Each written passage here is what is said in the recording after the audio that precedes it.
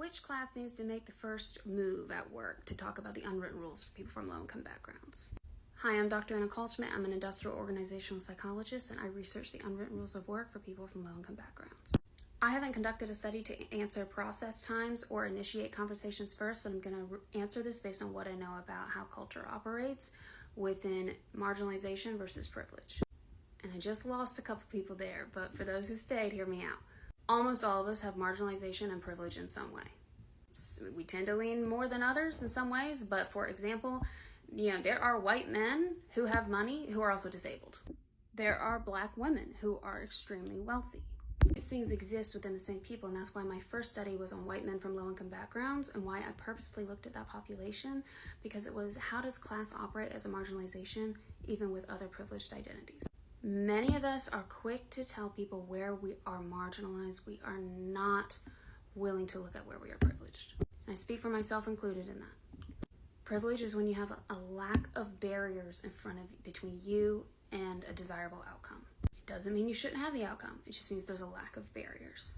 Marginalization is when for that outcome there's a lot more barriers. And the degree to which you have barriers can vary. So for example, in many ways I have privileges. A privilege I have is that when I'm at work, I am not perceived as threatening to anyone's safety as a white woman. Nobody's afraid of me or projects that I'm aggressive. From a class standpoint, and I wasn't ever poor, but things were tight and I was on my own in graduate school, I worked full-time and part-time for most of my Ph.D. And I remember people who were my Ph.D. colleagues who were like, I just don't know why you do that. It's just so stressful. And I was like, really? You don't know. Like, your parents pay your credit cards, you live with them, they bought your car. You don't know why I work while in school? You think I just like it?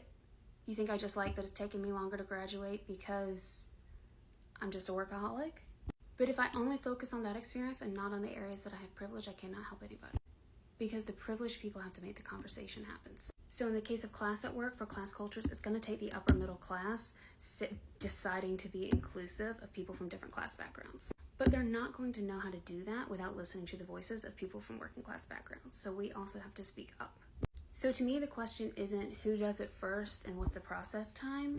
It's a matter of learning how to have cross-cultural communication. That's what I aim to do with leaders. And I challenge anyone watching this video to walk away and think, where are areas I have privilege and where can I extend the baton? While listening to the marginalized so you know how to help, not just taking up space, because that's how we make work better.